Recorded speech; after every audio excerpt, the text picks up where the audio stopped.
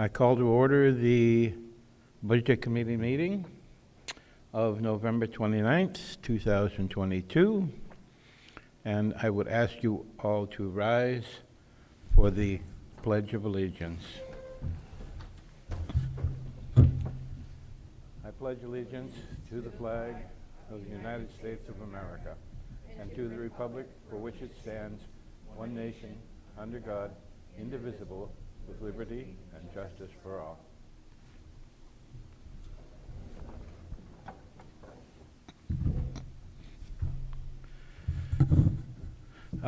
After having just said the pledge, I'm not aware who on our committee is a veteran. Well, I'm sure that we all extend our best wishes to our troops at home and abroad and thank them for their service.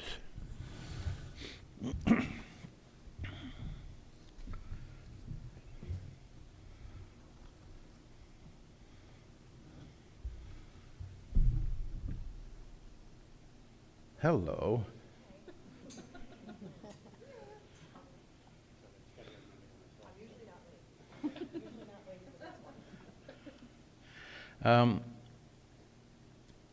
Shall we do away with the minutes of prior meetings? Why don't we just defer it to our candidates, and then if we have time, still do it? Well, I just want to get it off the menu here so we can devote our full attention to the business that is at hand this evening. Somebody move. I didn't realize I was quite that cryptic, but yes, would somebody like to make a motion about the minutes? I'll make the motion to approve the minutes. I'll second it. Oh, thank you very much. Are there any considerations, amendments, deliberation, alterations, or otherwise constructive comment about the minutes? Seeing none, I call for a vote. All those in favor of the minutes as presented, signify so by raising your hand. All those opposed? All those in abstention? Thank you very much.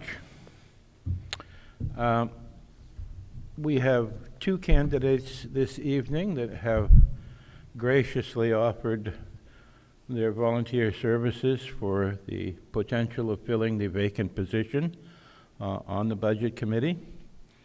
And I know they are both very qualified, and I know that they would equally add to our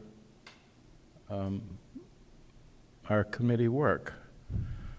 However, there is only one position open, and so the process that we have to undertake is to interview both candidates, and then we will ask the pleasure of the committee who they might like to nominate, and we will continue to follow that procedure until such time as we have a majority in affirmation of a candidate. Having said that, I would like to invite the first volunteer by alphabetical order. That would be Donna LaRue.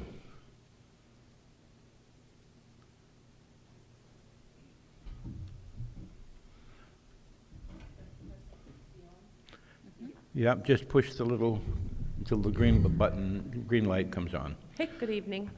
I'm Donna. On day 10, this is what I look like after COVID. Okay. Just make sure that the microphone is close to you so that it can be broadcast. Thank you. Yep. Hi, Donna. Hey, Chuck. Would you like to tell us about yourself and the reasons that you'd like to be here and how you might like to contribute? Sure. Thank you so much. It's nice to see all of you guys. I was, not sure which direction I was going to go in as far as service goes. I, am an empty nester. My youngest son is 21, about to be 22, a senior at Boston University.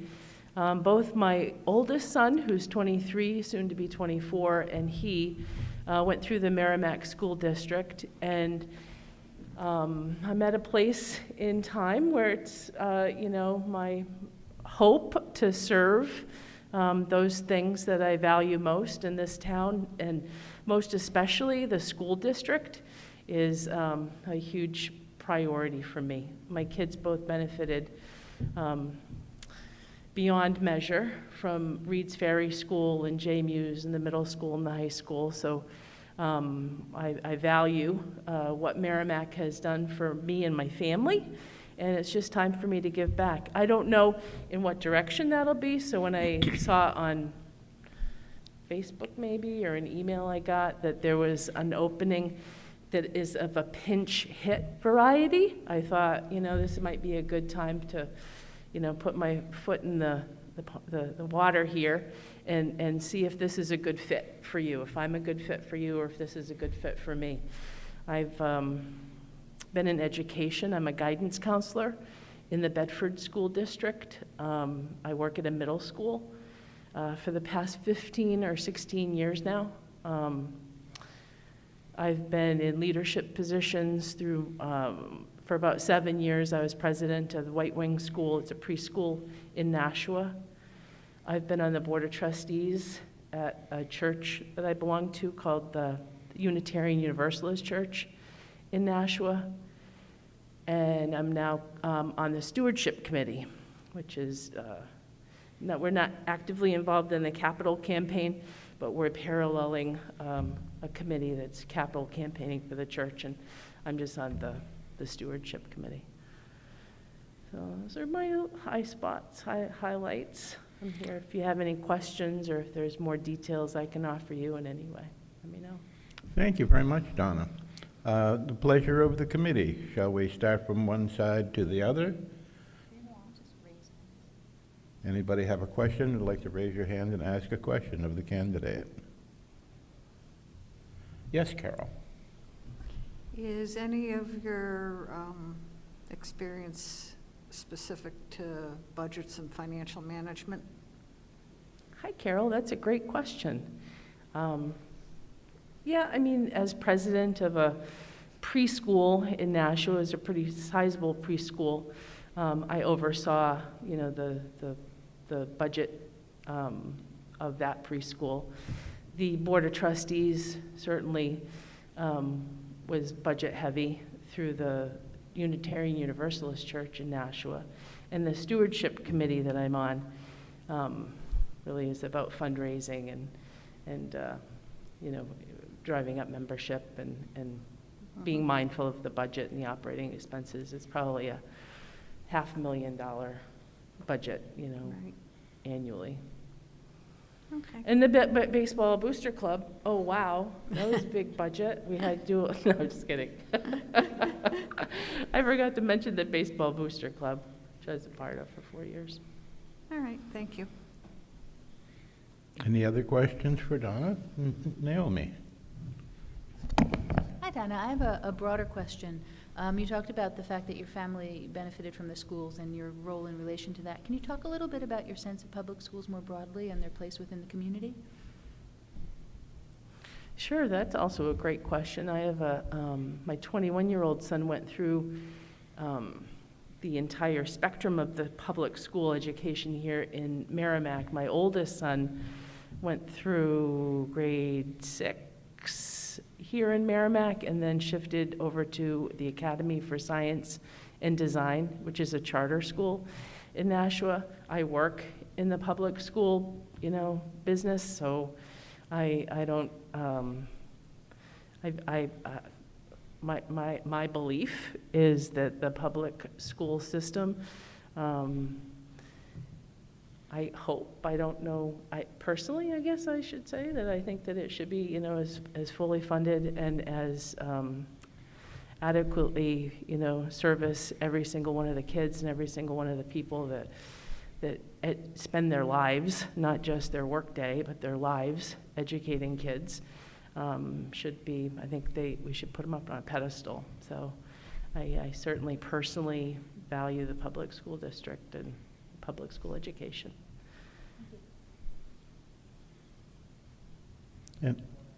And if anybody would like to ask a question, just go ahead.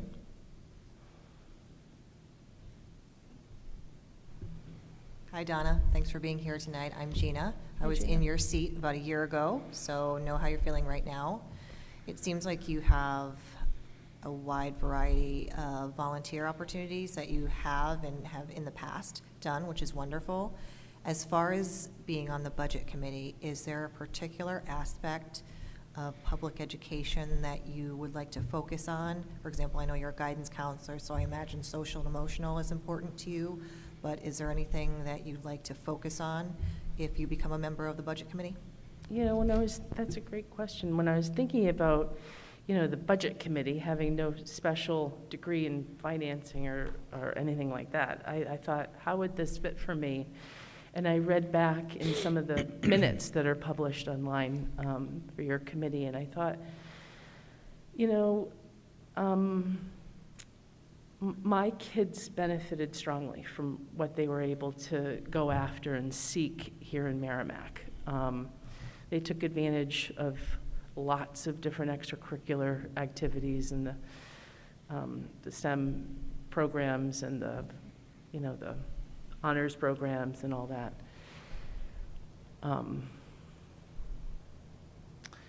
I think I bring, when thinking about it, I thought I bring experience from a school district that I'm super attached to that's 10 minutes down the road.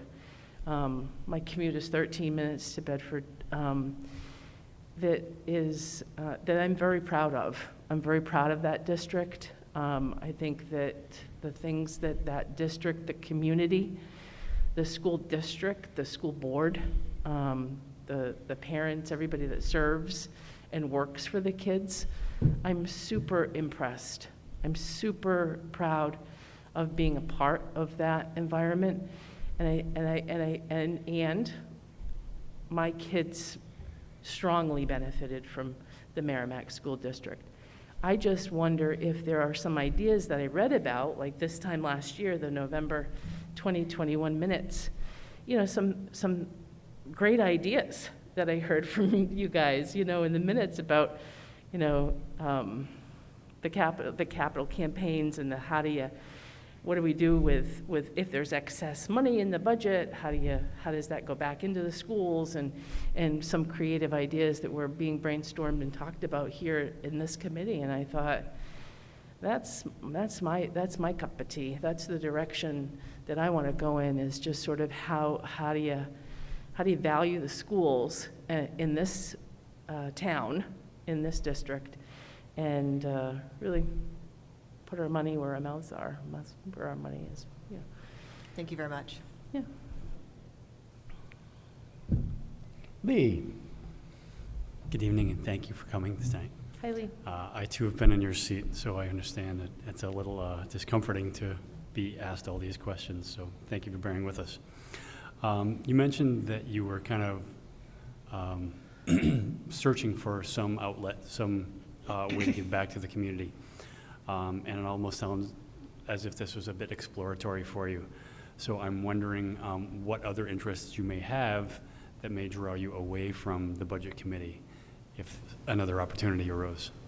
Well, I thought this was a really neat idea to pinch hit. I understand it's a position that's available to be filled for a few months, and then the decision is, you know, whether or not it's a good fit. If it's filling my cup, you know, then I would pursue it actively, you know, and having learned from you guys exactly what it would entail, I think I'd be in a better position, you know, to advocate for myself on the board, on the committee. But I am not being pulled in any other directions actively right now. I'm just waiting for it to show up. So when I got the email, I thought, well, maybe it showed up. Carol. Thank you. Yeah, given that you had experience with both what I guess what I'd call the pure public school model, and you also had experience with the charter school model, can you comment on your thoughts about pros and cons of each, and maybe touch upon, I don't know how much you were aware in the charter school, but of the financial implications of both. Well, at the time, if you remember, the Academy for Science and Design, when my son started, it was down beside Dunkin' Donuts on Daniel Webster. And, well, it's hard to describe. I don't know if any of you had seen it, but it was the second floor of a engineering building. And, you know, we all the parents participated in scrounging, you know, cubby holes for kids to put their shoes in the winter, and old lockers where, you know, schools were replacing their lockers and they were going to throw them away or whatever. So we would literally, you know, donate desks for the teachers and desk chairs. And so it was a very underfunded program to begin with, and through miraculous management, it's really, and I think some things have changed in how, you know, charter schools are funded. But when my son went there, it was, they didn't receive a whole lot of money. They certainly didn't receive the same amount of money that public schools received per student. So there was a lot of volunteerism from parents. You know, it's really ASD at the time was really a homeschool model with, that really grew exponentially and pretty quickly. But it was very parent heavy. And so that's kind of my experience with it. I know that things have shifted in these last 5 or 6 years, where there's some questions about where funding is going and how to allocate funding for public schools, and whether or not every charter school that wants to just sort of, you know, start up, you know, or even private schools should have the same access to the public school Department of Education funding. So I don't have experience in what it is right now. I only know from historically. I think What was your observation about the implications of the different funding that you saw there versus in the regular public schools? I believe that the budget from the Department of Education was about half per student for those students in a public school, like my son that attended public school per student, you know. Yeah. It was the perfect fit for my son. It was you know, I think you have your kids and you know your kids, and he struggled a little bit socially, and he's in the 6th grade and got perfect scores on his kneecap, like perfect scores. And I thought, you know, I think I know where you could be a rock star. And he's headed into middle school. And as a parent, although generationally, my family's always been in public education, I'm a public education fan. I just saw my son at that moment and thought, you know. Now, I guess what I was getting at was, because the charter school was somewhat lacking in funding, did that in any way impact the education they were able to provide? Oh gosh, no, it was a real different model curriculum-wise. Thank you for clarifying that. Academically, it was where he was at. He entered the 7th grade taking high school courses that wouldn't have easily been available to him through the middle school here in Merrimack. And he was there. That's where he was. Yeah. So it really fit his academic needs at the time. Okay, thank you. Thank you very much. Are there any further questions of the candidate? Dan? Welcome, Donna, and thank you for coming. Since you have experience with the Merrimack School District, could you comment on the best experiences and the worst experiences, and then comment on what effect, if any, you think budget had on those experiences? Sure. I don't really have any majorly bad experiences with the Merrimack School District.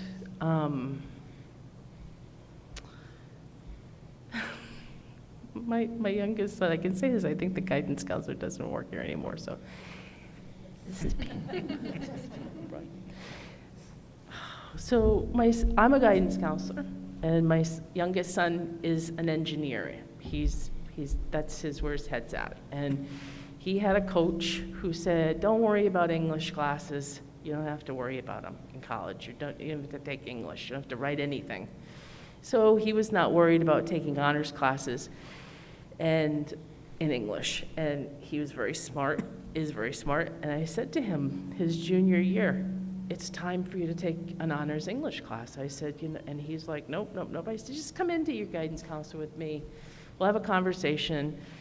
I go into the guidance counselor's office with Eric and say, he's just questioning whether or not it would be in his best interest looking at college applications to take an honors course in English, which it would be in his best interest, I thought. And the guidance counselor looked at Eric and said, well, Eric, what do you want to do? And I said, no, I know what he wants to do. So it's funny because, he's perfect the way he is and landed on his face and feet, and of course I was wrong. He didn't need the honors program to get into BU, but the honors English to get into BU. But it was like I was embarrassed for myself. I was embarrassed for being in that position as a guidance counselor. That's like your least favorite thing in the entire world is when a parent comes in with a kid. So I think that was kind of me more self-critical about my worst experience in the school district. My best experiences were at literally everything. Literally everything. I mean, from Reed's Ferry, when Eric was in the 3rd grade and Bryce was at J. Muse in the 5th grade, they went to the national championships of Destination Imagination. We had to raise $10,000 in 2 weeks, so that was pretty funny. 3 parents and these 6 kids took a trip to Tennessee. And in 1st grade, I mean, the programs that these teachers stay after school to provide to these kids, that provided to my kids from the beginning through 12th grade, are just phenomenal. And they didn't do it, from 8 to 5. They did it all day long, and they did it all night long. And my kids benefited from all of it and took advantage of a lot of it. And I have all wonderful things, wonderful experiences with Merrimack. Thank you. Donna, do you have any final questions you might like to ask of the Budget Committee? Oh, excuse me. Oh, Mackenzie. Thank you, Mr. Mower. Hi, Donna. Hi, Mackenzie. I have 2 questions for you. Have you had the opportunity to attend a past budget meeting, or at least watch a past budget meeting? Do you have thoughts on the budget that we have now? Is there anything you'd like to see changed, cut, expanded, etc.?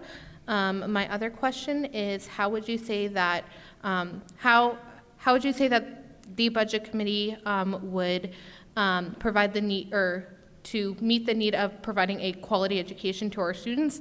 With obviously we have some concerned taxpayers in our town. How would you be able to balance that? I have seen the Budget Committee on TV, not many times, maybe once. I have reviewed the minutes. What stands out for me budget-wise now, I think I would need to be brought up to speed on specifically what's going on now. My interest when I reviewed the minutes was I was really stuck on a meeting that happened last November. It actually went till 9:45, and I thought, wow, that's a long meeting. But there was a lot to it, and I spent some time looking and thinking about, the discussion in that particular meeting in the minutes. I understand that it's the Budget Committee's role to make suggestions to the school board, that it's not a directive in any way, but I love the ideas and the creativity that I heard coming from here, and I would, in a pinch hitting position, I would serve you as a mentee, I hope, and that I would use, if I was here to pinch hit, you would be my mentors, and I would actively listen to each of your comments and weighing in as far as which direction, and getting up to speed and understanding which direction I might, which hand I would raise. Although I got to tell you, the minutes I looked at, you guys look like you're really a very good team. I don't know how you process things, but the votes, it doesn't look like there's any fighting going on, so that was really attractive. Seemed to agree on a lot, so.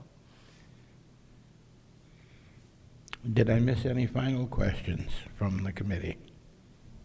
Good. Yes, Donna, is there any final questions that you might have for the committee? No, I appreciate your time. I'm supporting you 100%. I know there's other people that are interested in this pinch hitting position.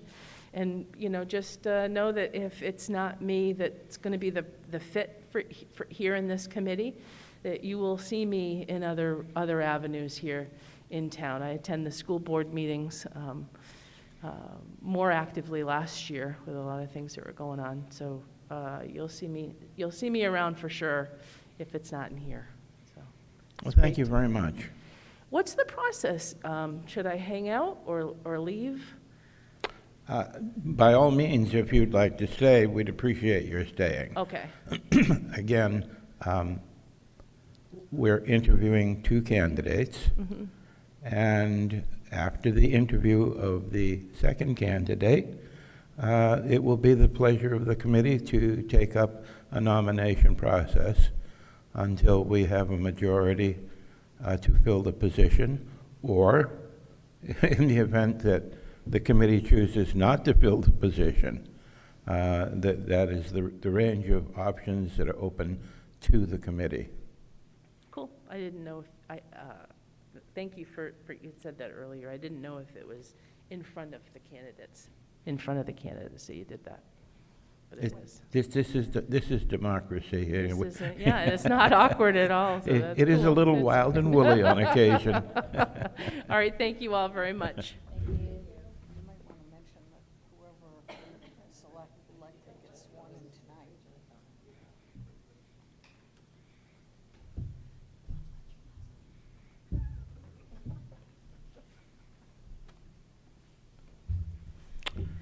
Good evening. Good evening. How are you tonight? I am well, thank you. I didn't think I'd be this nervous, but you guys have great questions. You are amongst friends. Don't be the least bit nervous. Thank you. If you could introduce yourself very briefly. Sure. Sure. My name is Michelle Mackey. I am the proud parent of 4 kiddos in the Merrimack School District. Actually, one will be forthcoming. I am a Thornton's Ferry mom. I have a 4th grader, and I have 2 second graders, and I will have a kindergartner next year. I have an accounting finance degree, so I have definitely dealt with budgets in the past. I work for a CPA firm, or formerly worked for a CPA firm. I'm in process of seeking other opportunities in life, but that will be in the accounting, finance, compliance realm. I am also the treasurer of the parents and teachers of Thornton's Ferry, our PTTF committee, the PTA committee at the school. I am the treasurer. I've been on there for about 4 years now, and I started as the volunteer coordinator, and I was the VP of fundraising, and now I am the treasurer. So that's a little bit about me. Well, before I open it up to the committee questions, I have one question, and that would be, are you sure you have the time to do this? It's funny you should ask that, because today was a busy day from a kiddo perspective, and then I had a 6 o'clock meeting at the church for my 2 kiddos that are going through a sacrament this week. So I had my husband, I said, you've got to be there at 7:20, because if this meeting runs late, you need to take them so I can run across the parking lot for this meeting. So it's all about a juggling act, and, you know, they haven't seen me in a couple of weeks. From those of you that are in Merrimack, we had the craft fair a couple of weeks ago, so I pretty much sidestepped my life for about 3 or 4 weeks, and then I just came back in it. So I have a good husband that helps out a lot. Well, thank you. What is the pleasure of the committee? Again, do we want to go from one side to the other, or if somebody has a burning question, raise your hand. All right, I'll go first. I will ask you the same questions I asked Donna. What would you say, how would we balance the need as a budget committee with the concerns of the taxpayers here in our town? And have you been able to attend or watch a past budget committee meeting? What would you say about the current budget we have? Are there areas you would like to see expanded or cut, or thoughts on it? Sure.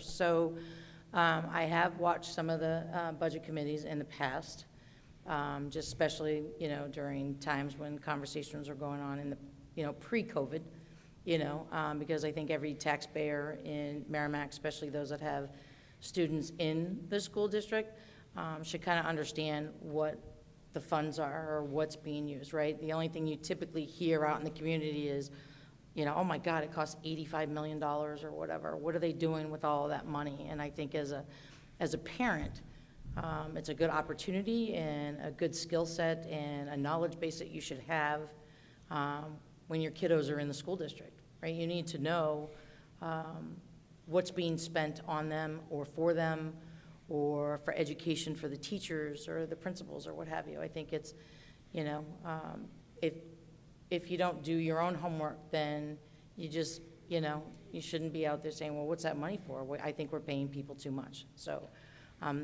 that's why I kind of dug in, just to listen. And but I would have to agree with Donna. Yes, I know what your budget is, and I've looked at it and those type things, but without a lot of the background and the history of what came of that or where it came from, I would hate to interject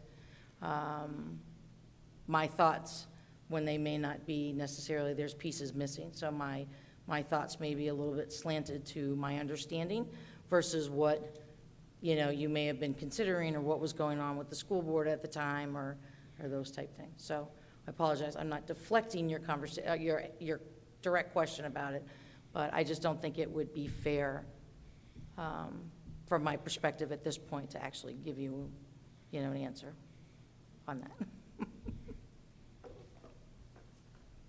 Dan?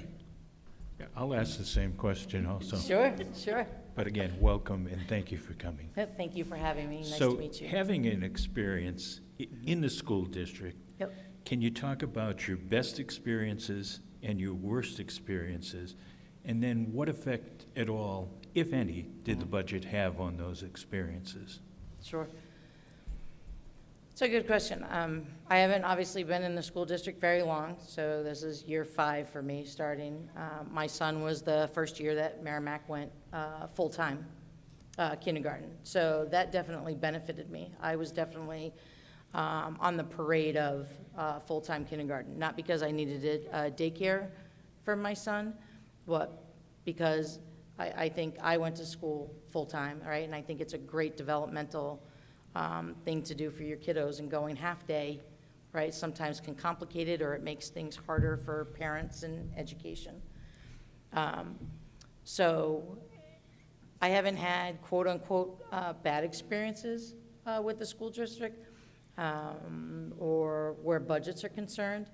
You know, mine's just more about communication and getting informed and being informed. I think even from all levels, you know, in Merrimack or what have you, and I'm sure this will be when I get into the upper elementary and stuff, is building that line of communication. And I think that you can have bad experiences if you don't open that line of communication. And there's been, you know, a situation that's come up with one of my kiddos this year, and because of communication, you know, and because of the knowledge of the teachers and the training that's been provided to them, right? We were able to rectify that situation, you know, with my kiddo, and I think that's, budget money comes into that, right? Because if that teacher wasn't, you know, trained on an annual basis, or if things weren't discussed with the teachers or collectively with the school administration and the educators and those type of things, it could have made, you know, a not great situation that was going on, a really bad situation. And it didn't get to that point because, again, people were skilled, they were trained in open lines of communication. And I think that's important. Thank you. A follow-up, if I Sure. can. Please. With your financial background and a superficial look at the budget, Yep. was there an OMG moment, either good or bad, where you said, oh my God, I can't believe they're doing this, or, oh my God, I can't believe they're doing this? Anybody's budget, even, you know, you look at Nashua and you look at Manchester, and, you know, I'm a Nashua High School graduate when there was only one high school versus the two now, but I look at some of the fine art things that have kind of dissipated, right? I was in the marching band and the school band, and I learned at a very young age how to play an instrument, or multi-instruments. And so for me, I look at it and see that that's dwindling in the schools, and a lot of it is because there's no funding for it, or there's, right, because you just can't make all of the dollars and cents work. Social emotional learning obviously is a bigger thing now than it probably was 20 years ago. So, you know, there's been some balance with that as well.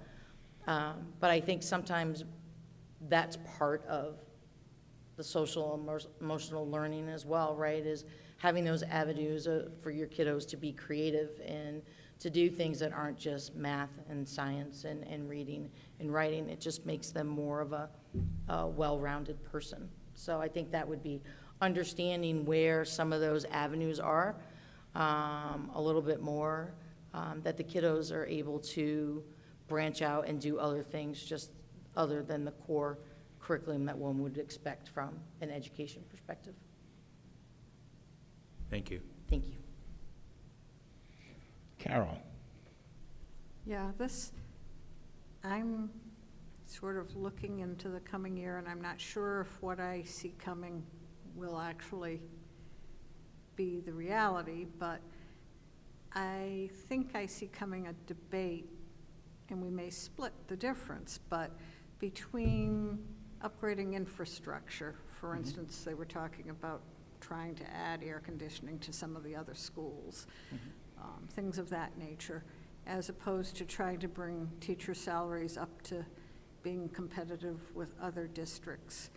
And those are just two examples. There's other things, but Sure. like that, you know, infrastructure versus personnel, I guess is.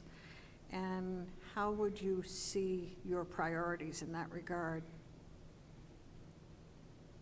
With the caveat that I can change it, right? Yeah, If I'm absolutely. Nothing is cast in stone.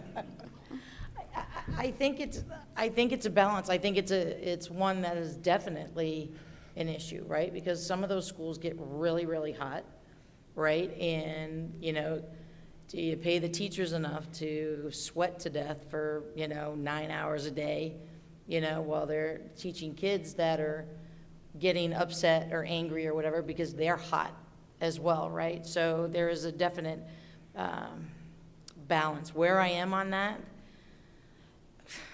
you know, we need good teachers, right? We need teachers for our kids, and we need teachers that are willing to, you know, be here for years because they like the district, they're getting paid a fair wage and those type things, you know, and not have teachers that are here for a year or two after college or what have you, and then going off into other districts that they can make more money. But again, I go back to, right, it's hot, right? And there are some days before school gets out, you know, and maybe that comes down to, you know, looking at, and again, this is just pie in the sky with the limited knowledge that I have, but, you know, do you look at the school calendar? You know, does that and get out of some of those weeks in June that it can be 95 degrees? I don't know the answer to that, and I haven't done any exploring to that, but maybe You know, maybe there's some alternatives, or maybe there's a way to split the difference. You know, when I do budgets or have done budgets in the past, when it, you know, at work, right? Sometimes you come up with those. How do you make more money in your department, knowing that you need another person to come in, but knowing what that salary is, but you also need to make sure that your employees, you know, are trained and up to what's going on, you know, in current compliance regulations and those type things, right? And there's a balance for that, because a head count could be the same as what it's gonna cost you to do those things for your employees. So, you know, sometimes you try and see if you can split the difference, where I've had to do that before, where you may not necessarily get a more senior level person that you wanted to get, but you get a more junior level because you know that you can spend a little bit less on that person's salary and maybe still afford your team some of the educational and certification opportunities and those type things that makes them a successful employee as well. Okay, and then one follow-on. Sure. I'm curious to hear from parents who currently have kids in the district, because I'm showing my age here, but when I had experience with the district, we were extremely overcrowded, bursting at the seams. It was ridiculous. That has resolved. But now the student count has started to inch up somewhat again. And I'm hearing kind of rumblings from parents thinking we're way overcrowded, and I'm shaking my head saying they don't know what overcrowded is. But on the other hand, I want to be cognizant of what the thoughts are of the parents. And so I'm curious to hear your input, and perhaps you can relay what you're hearing from other parents. Sure. I can speak obviously directly on behalf, or about Thornton's Ferry, right, because that's where I have the most knowledge. But a little bit of background, like I said, I went to Nashua High, and what is now known as Nashua South, right? So if there was any crowding, I am fully versed as a student of what that is. I came from a school down in Annapolis, Maryland, that I had 200 kids in my sophomore class. All right, I walked into Nashua High, and there were over 1,000 kids, right? And it was only sophomore, junior, and seniors, right? The freshmen were, you know, still down at the junior high level. So crowded, definitely. You got 30, 35 kids in a class, right? Yes. People get lost, right? People get lost in the shuffle, and I've had plenty of friends that got lost in the shuffle. So in saying that, that's just to give you a little background of my knowledge of overcrowding. Thornton's Ferry, from my knowledge, it's a big school, right? There's a lot of kiddos in that school. And I think you hear from the parents right now that I talk to and that, you know, I'm involved with and stuff, is the concerns over a lot of the new communities and nice apartments and those type things that are being built, right? Because of where they are in town is a direct line to Thornton's Ferry, right? So I think that's where a lot of maybe things that you're hearing or things that you've heard, and because I know I'm hearing it a lot, right? That's the concern of, okay, we've got things going up at the outlets. We've got a lot more going up in Harris Pond. You've got the one going up in behind where the old Shaw's was, right? And then, you know, you've got the one where right off of Turkey Hill there, or, you know, Amherst Road. Those all feed there. So I think perception right now, perception is people's reality, right? They may not look at the student numbers and the student population and say, well, this is what it was 10 years ago. This is what it is. We went down, and this is what it is today. All they're looking at is all these really, you know, luxury condos or whatever, and there will be lots of kids in them, and there will be, right? So I think it's, again, I go back to education and communication. You know, parents need to keep themselves informed, but then there needs to be information out there that keeps them informed of what that means, right? And maybe that is what that means, where it's more than just once a year in the annual report, or, you know, maybe some discussion that happens in the school board, because a lot of us go to the school board meetings or watch them online or whatever. Maybe that information needs to come out in a quarterly basis, right? Well, we've increased, Thornton's Ferry kiddos have increased by 20, and it was in the second grade. Or Reed's Ferry, we've got 100 new kiddos in Reed's Ferry, right? Maybe it just boils down to maybe the information needs to go out more to the community so that they're more educated, so that helps people not just say, well, we're overcrowded and we're even going to get more because they're building more places up the street. But your perception is that it's not so much they're concerned about existing overcrowding as they're concerned about future overcrowding. From the discussions I've had, it's more of where are we going to be in a couple of years? You know, when these schools are busting at the seams and they're building new, you know, houses and stuff in all three, right? And then you take all these 3 elementary schools, right? And let's look at the bigger picture. And I look at it from, now they're going into the upper elementary school, right? And, right, so now you're going from 3 to 1, and, you know, how's the space capacity going to handle all of that? That's a concern. Okay, thank Sure. you for that input. Yeah, sorry, Carol, for that really long. No, I appreciate the answer, thank you. You're welcome. Naomi? So refining what I was asking a little bit before and building really off of Carol's, I think that one of the interesting things about this committee is the ways that we walk this line between and incorporating both our own advocacy and support and interest in the school district with very, very pragmatic concerns that can also be there. And as a part of that, it becomes important for me to understand from my colleagues, where each of my colleagues stands in terms of where they believe why public schools exist and where they believe public schools are in relation to their community and so forth. So I'd be curious to get your sense a little bit of what are the responsibilities of a community to its schools? What are the responsibilities of school to the community? Things of that sort. I don't have a specific question in mind, but just your sense of these types of things. Sure. Well, I think the two are synonymous, right? Your community has to be with the school, and the schools have to be with the community, right? Because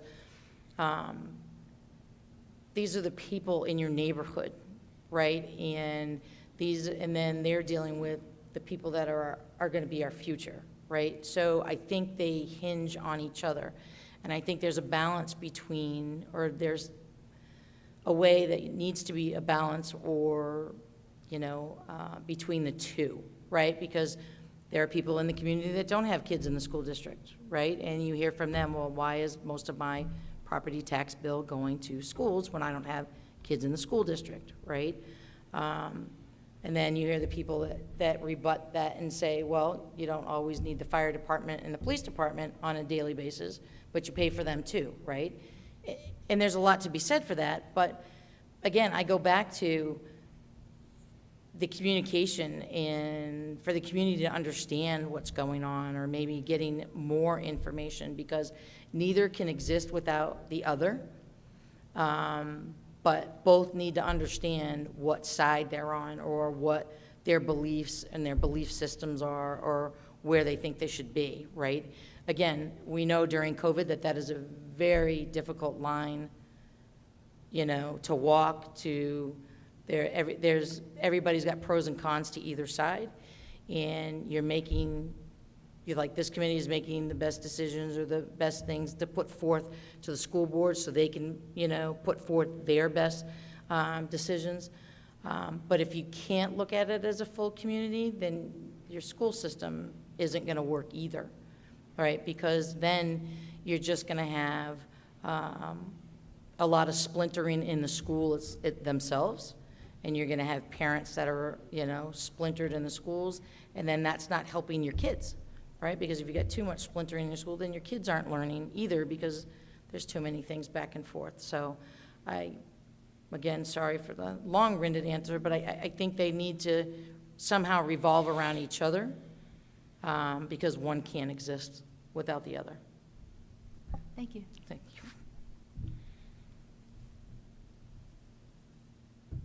And if I promise if I'm on the committee, I won't talk as much.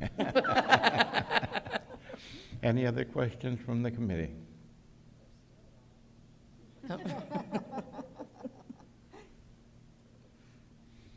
Well, seeing none, do you have any final questions that you would like to ask the committee? The question I had, Donna was very nice to ask for me. But thank you. I appreciate your time, and Chuck, your phone call to me once you got my information, and it's been a pleasure talking and meeting with all of you tonight. Thank you. Thank you very much. As a final thought before we begin our selection process, the town of Merrimack is begging people to participate. And from time to time, people drop off of this committee for any number of good and valid reasons. And so it's been the pleasure of the committee, in my historic experience, that we want a full committee. We want people to join. We want to hear those voices and the deliberations that come with it. And so I'm speaking on behalf of the committee. We're very grateful that you have stepped forward and offered your services. There is no lack of volunteering in the town of Merrimack. Even the town council has run a special program trying to illuminate what the various positions are in town that need to be filled and looking for volunteers. So I wish you both, and anybody you know who is interested in participating, to please jump in. This is the government that works best because it's the one that's closest to us, and it's the one where we can actually get to make decisions that affect us in our own corner of the world. So by all means, please spread the word. The town of Merrimack needs volunteers. Thank you very much. The pleasure of the committee is such that we now need to have a nomination.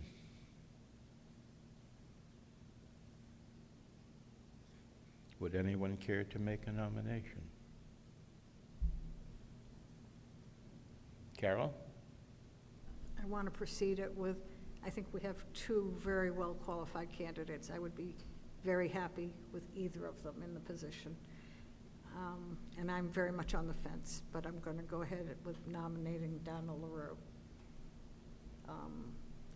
I'm not sure I have a specific reason that I can give, because like I said, I'm teetering on the fence with both. It's more just of a sense of, I don't even know how to say it. I think that perhaps Michelle has much more qualifications in the financial aspects, and, you know, that part is. Could we have a second Oh, okay. for that Go ahead. nomination? Sure. Oh. All right, then I'll just stop. Okay. Yes, Lee. I would like to nominate Michelle Mackey. I think her connection with her children to the school and her participation in Thornton's Ferry very much makes me lean towards her as a candidate.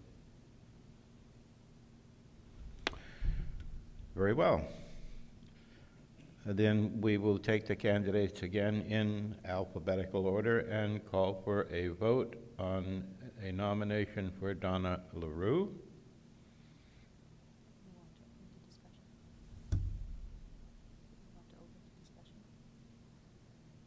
case people want to make an argument one way or the other.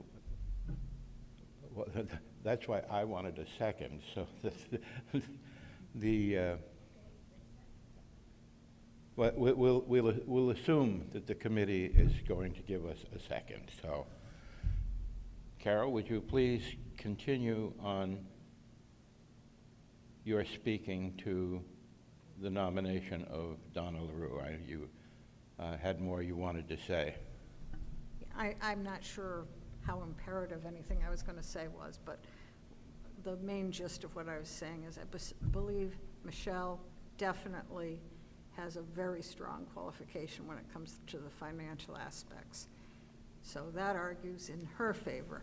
On the other side, I feel like Donna's forte, shall we say, might be more in the social and how the educational experience in the schools intersects with the emotional well-being of the students. And I think that's a very important factor, too. And like I said, I was very much on the fence. And at the end, I had to go one way or the other, and I chose Donna. I would be thrilled to have either one of you. Naomi? Can I ask for a point of clarification? Since we have two nominations, how, are we have a traditional vote? Are we treating each as a motion, in which case we have two motions now active? Roll call. We can't do it by paper. But roll call of what? Yes, Roll call for Michelle or one? Excuse me, Carol. Yes. As I said before, we will start in alphabetical order and see where the vote lands for the committee. So one vote per candidate and then one vote for the other candidate. No.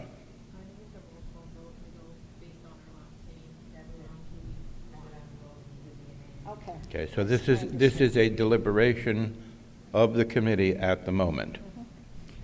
You can extol the virtues of a candidate or say as you wish about the applicants. And when we are finished deliberating as a committee, we will then call for a roll call vote. And it will start alphabetically until we have a majority.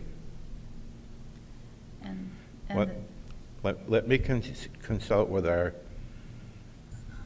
school district clerk here.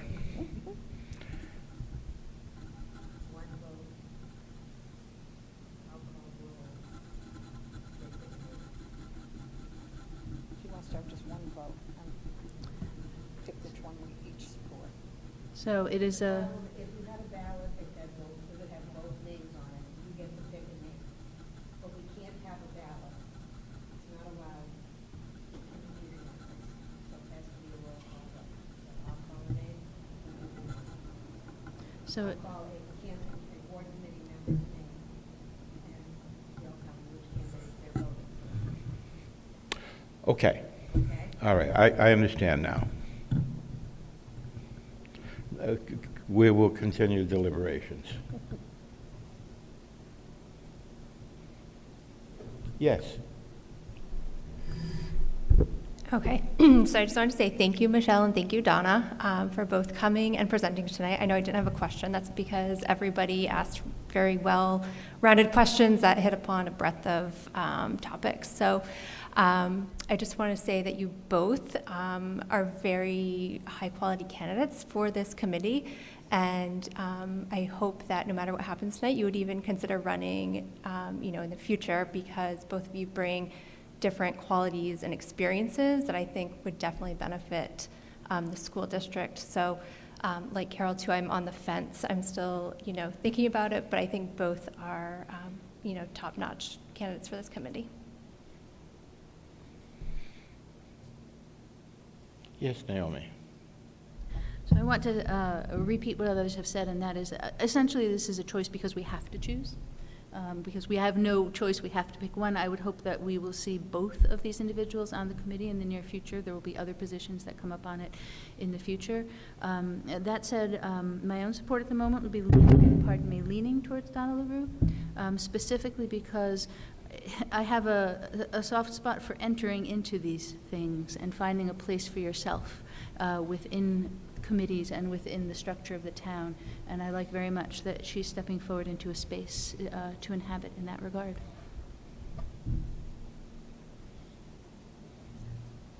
Yes, Gina. Thank you, Chuck. So, well done to both of you. Like I said, I was in your position a year ago. It's nerve-wracking to be in front of a panel of people. You don't know what questions they're going to ask, and you're on TV. So kudos to you both. I think you did an amazing job. And like the rest of us have said, I think that you both bring very amazing qualities that could have benefits for this team either way, no matter what decision that we go for. And it's nice to see people stepping up to be volunteers. I know how hard it is, just within the school district to help get volunteers. So this is absolutely amazing that we're in a position that we actually have to make a choice.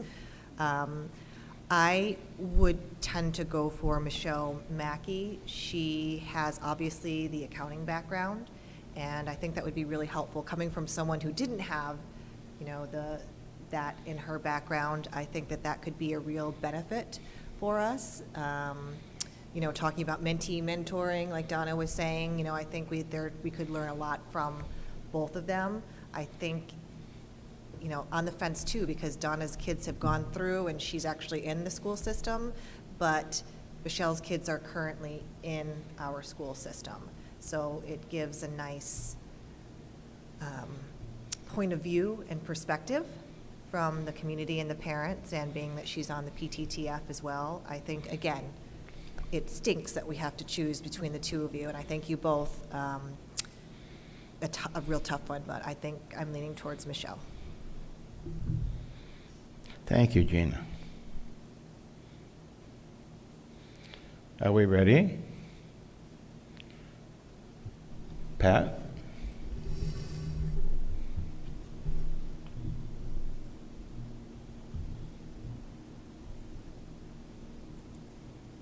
Mr. Mower? Michelle Mackey.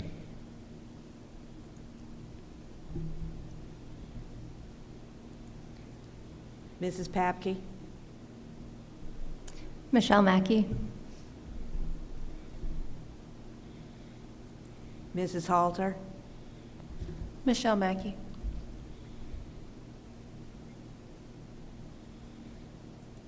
Mr. Coakley? Two great candidates, thank you. Michelle Mackey. Mrs. Groff? Again, agreed. You guys are great. Michelle Mackey.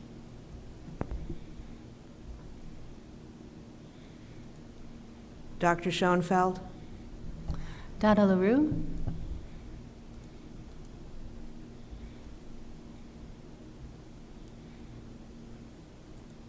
Mr. French? Michelle Mackey.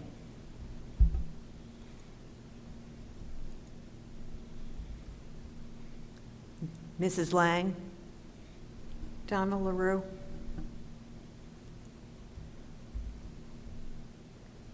Ms. Murphy? Michelle Mackey. 1, 2, 3, 4, 5, 6. That's 7 for Michelle Mackey and 2 for Donna LaRue.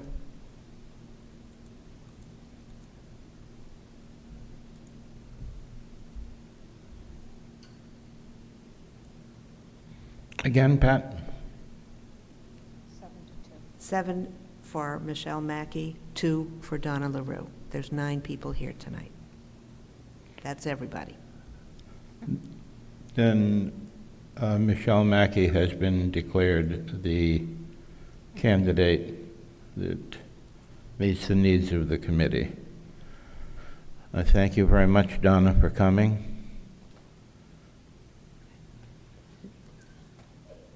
Michelle,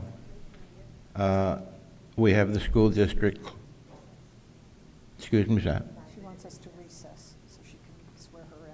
Yeah, we have the school district clerk on hand here to swear you in. So we're going to declare a 5-minute recess to accomplish that, and you will be able to take your seat. Thank you again, Donna. Yeah. Hold off until I'm back. It should be. You know, well, it's not that far.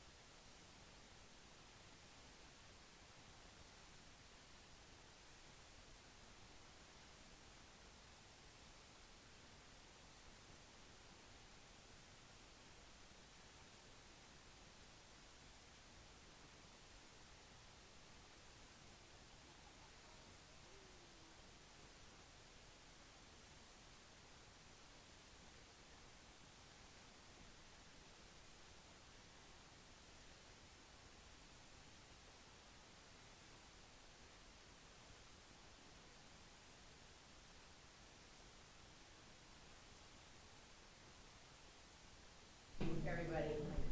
I look forward to working with you all in the coming months. Thank you and welcome.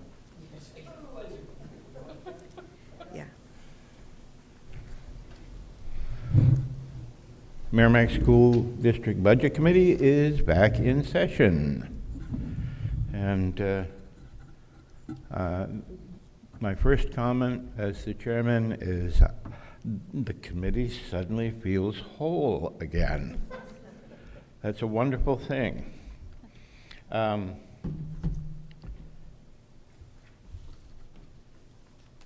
You've all been given a calendar of the meeting dates? Yes, sir. Yep, thank you, Pat. It includes the December, there's a new schedule that you have tonight, and it includes the December 12th joint meeting with the school board. And it will be a noticed public budget committee meeting, because if there's a majority of you there talking about the budget, it's a meeting. So that means if you can't attend that meeting, you need to let Chuck know that you can't attend, so we can mark the take attendance. Can I ask Pat a question? Excuse me? Could I ask Pat a question about the schedule? Well, you could ask me, Carol. Well, either way, whoever wants to answer it. Well, give me an opportunity. Okay, I just wanted to say I'm looking at the schedule, and there does not seem to be any notation about location of the meetings, so do I assume they're all at the high school? Yes. Okay. Oh, yeah, all right, I sort of see it now, all right. I just want to briefly mention the December 12th meeting, in that there have been a couple of people who have already indicated they have a conflict and will not be able to attend. In the event that we do have a quorum at that meeting, it needed to be posted to meet all of the right-to-know law requirements and so forth. If we do not have a quorum, it will be an informational meeting held under the auspices of the school board regular meeting, and won't require changing the approach at all in terms of our ability to discuss the budget with each other. It was intended to be an informal arrangement that generated the kind of straightforwardness and interest that I think we're all expressing in caring about our school district and how we're moving forward. So I know I'm looking forward to that.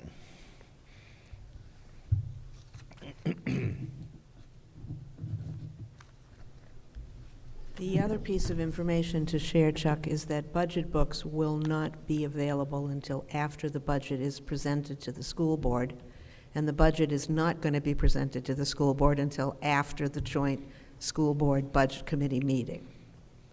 However, the liaison list will be available on the 12th, which, by the way, is a Monday, not a Tuesday. So those of you that don't have your liaison requests in to Chuck need to do that sooner rather than later. Thank you, Pat. That means Michelle needs to get a sign-up sheet. I'm not sure if she doesn't have one. Oh, she does? Okay.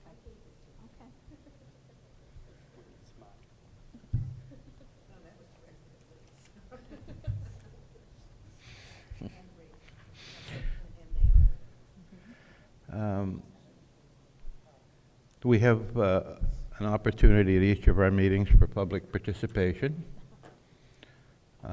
We really do want more people to be participating in our meetings. And we want to make it as convenient for them to say what's on their mind. So just bear in mind when you're watching this on TV that we missed you here in public where you might make inquiries that were important to you. Member comments. Would anybody like to make any comments as a committee member? Yes, Naomi. Actually, on behalf of the school board, we're all really excited about the joint meeting as well.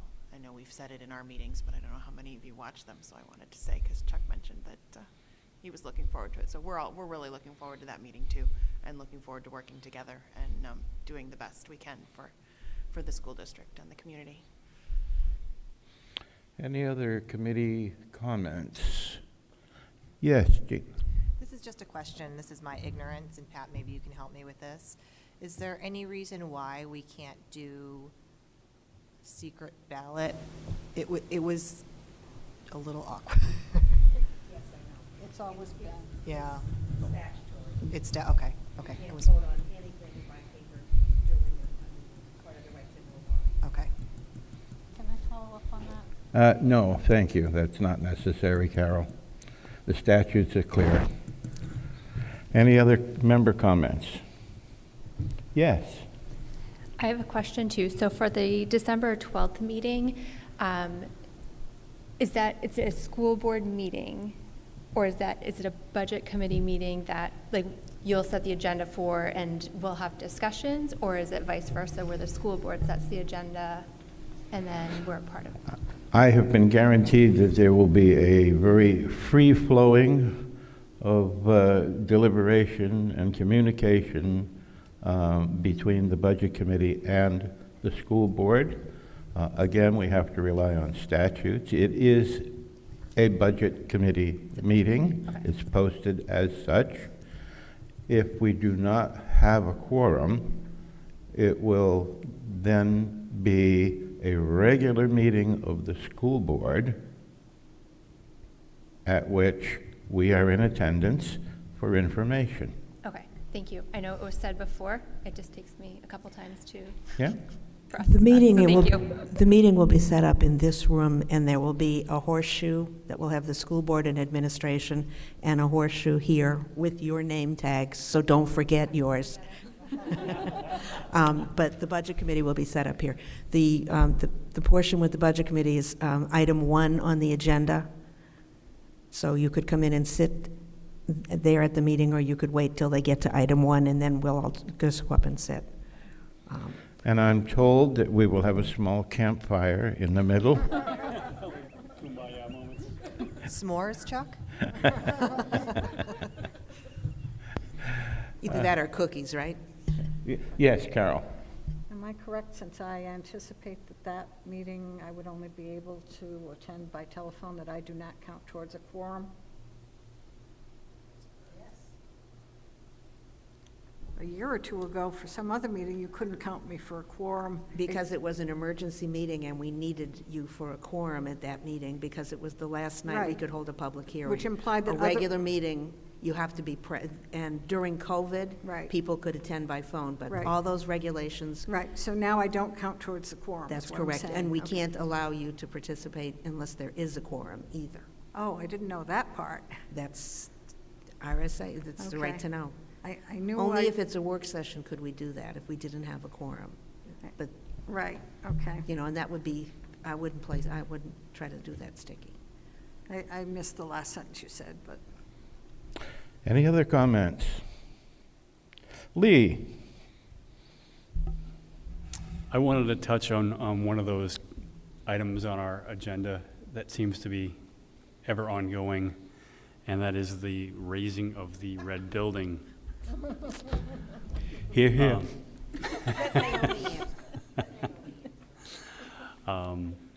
You know, I think we were very smart in putting a note in the budget last year, an item that we all voted on to allow the school board to make that happen.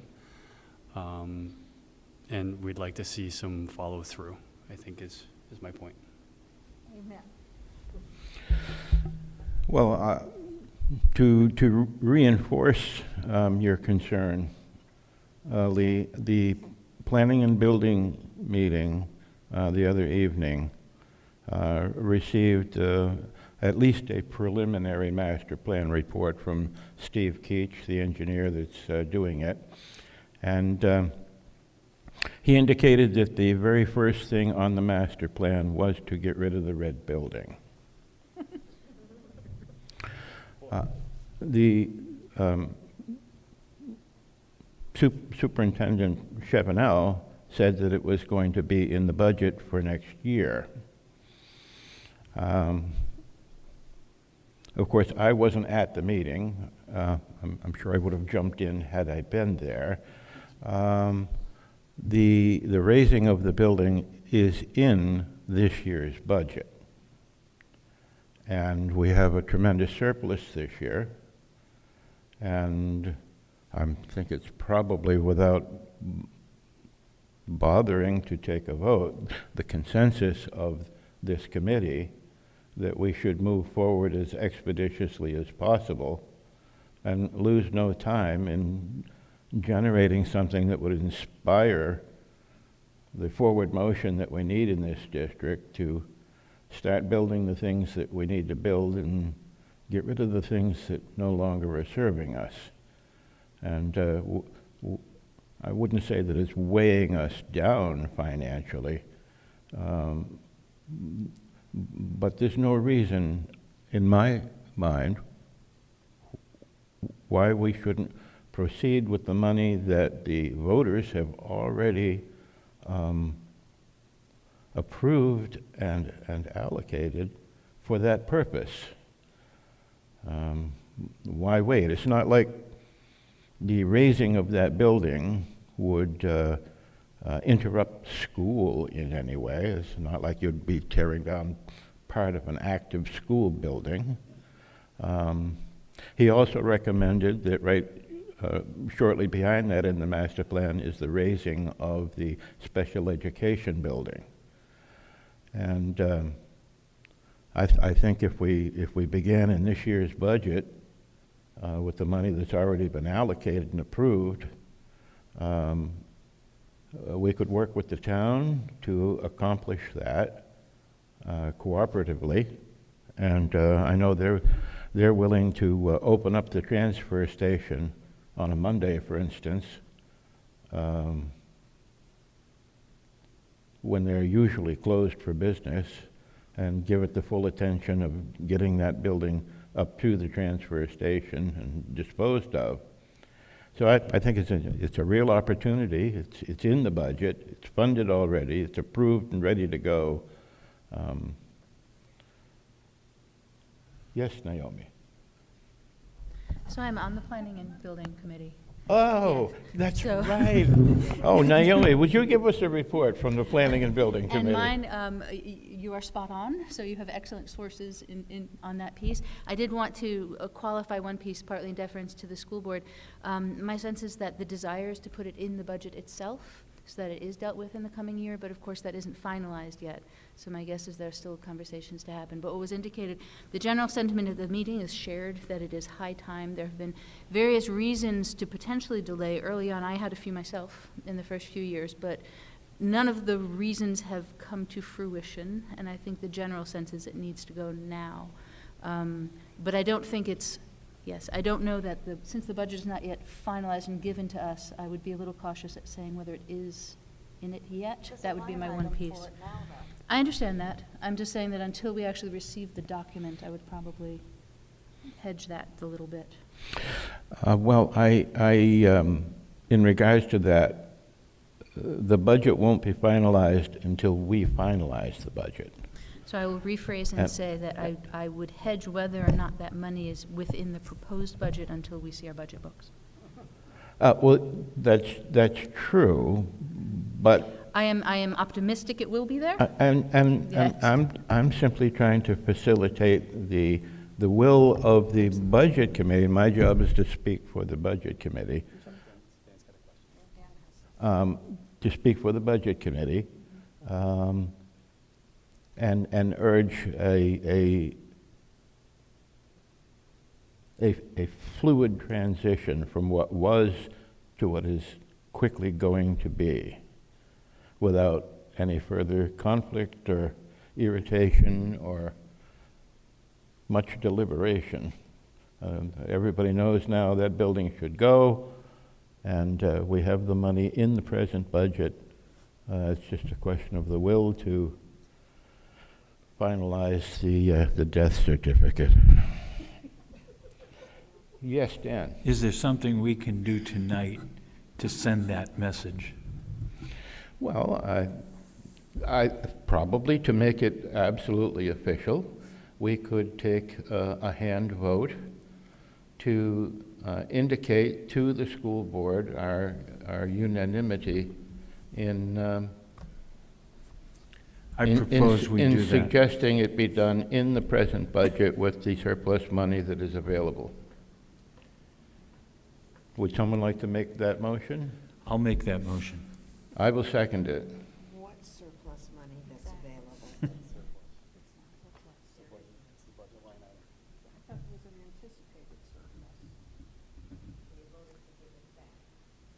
No, from the year that we're in right now.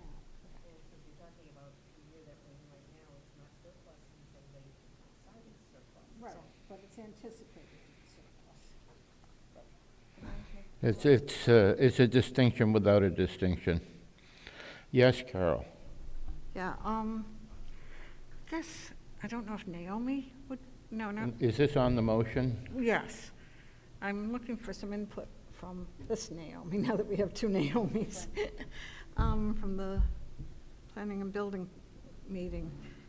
If we have a line item in the budget currently for it, and if Matt can assure us that he is relatively certain that there will be a surplus, a significant surplus from the current year budget, why would we not want to do it this year rather than waiting when the price will only go up, plus it's another year's worth of utilities that we have to throw at that I meeting? will take that as an affirmation of your vote.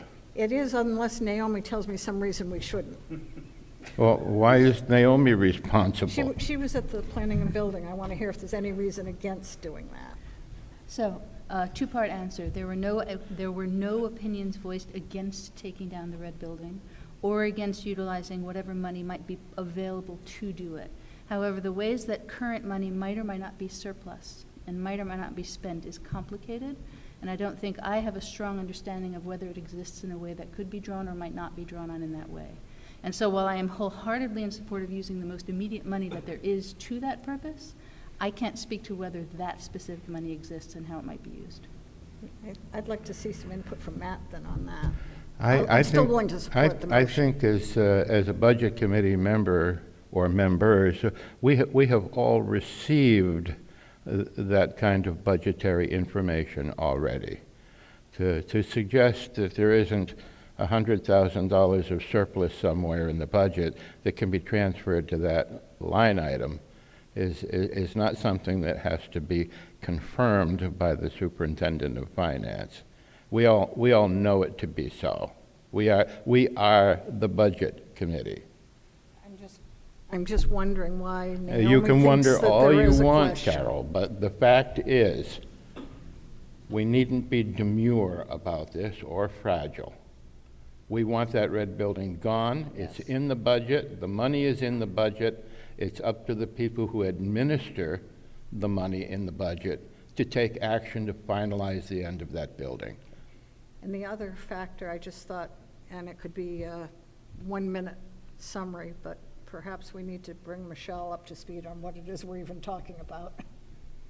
I think Michelle is pretty well rounded in what's been going on in the school district myself.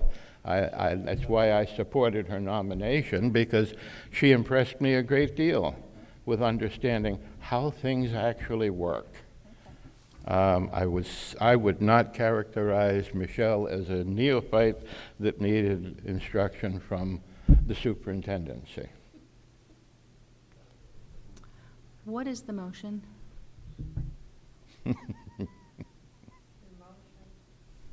The motion was to demolish the red building this fiscal year with surplus funds.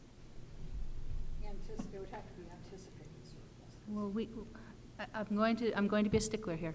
Please. We can't motion to do that unless we plan to get sledgehammers and go there if we vote for it. What are we actually Actually, we talked moving- about that, too. are we moving to recommend it to a certain body, or I are would we- think that would be a good plan, is to change it to recommend to the school board. Yes. Okay. Can I ask, okay, so, and we're talking about this current fiscal year budget. There's a line item for it. Yes. So then it would just be the clarifying of the recommendation to actually move forward with the budget that is already there. Money would have to be transferred between Right. line items. There's not enough in that line Gotcha. item. Was it $10 or $20? 10. Was $10 was put in a line to demolish the building, and the school board has the authority to transfer money amongst lines in the budget, Yes. Yes, because the line exists. yes, That's okay. right. I just want to clarify that, thank you. Motion to amend that prior motion to a recommendation to the school board. Second.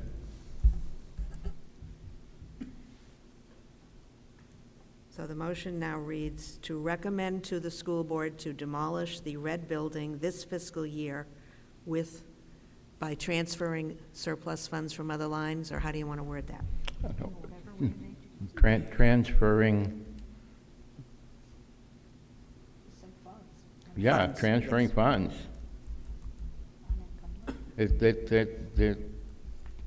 It's an approved budgetary item in this year's budget. We're simply asking them to expedite the raising of that building by doing it this year because it's in their budget.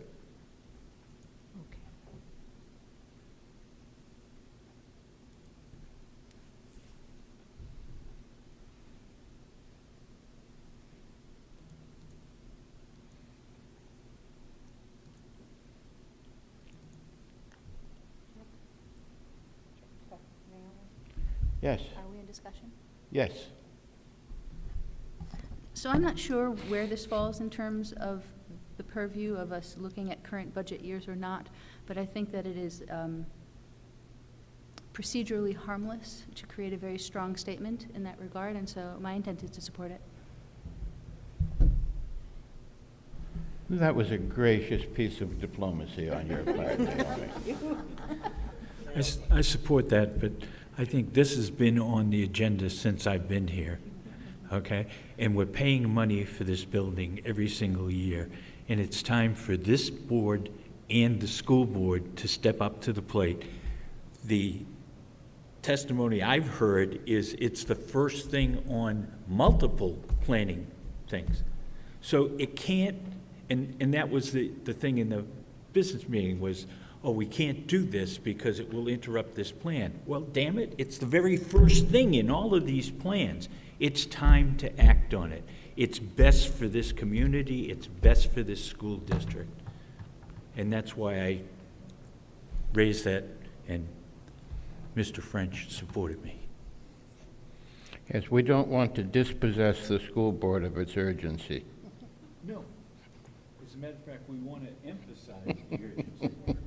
I'm glad you brought it up, because in that combined meeting, I was going to bring that up. It's time to have that done. It's just, it's overtime. I'm sure it'll come out. Any other deliberation? Is it a comment or a deliberation? A little bit of both. Carol? When I was working at the polls for the election, I had a fairly lengthy conversation with Steve Keach. And he assured me that, A, demolishing the red building whenever we want, as soon as we want, does not mess up his master plan whatsoever, and he has no problem with us going forward with it whenever we want to. And further, that depending on what ultimately comes of a decision of where the SAU goes, that may or may not be able to be a line item separate from the master plan, or may need to be incorporated with it depending on the location selected. But the main gist of what I'm saying is that he reassured me that demolishing that red building did not throw his plan off whatsoever. I have to ask if you needed reassurance. I wanted it. I didn't need it, but I wanted it because I feel like if I threw a monkey wrench in his plans, you know, I wouldn't want to be responsible for that without at least knowing what I was doing. Well, it's not really his plan, is it? It is now, it isn't always. Oh, goodness. Well, let's have a show of hands. All those in favor? All those opposed? All those in abstention? Wise political choice. No, that she has to, but she has to do that. She has to vote the school board position.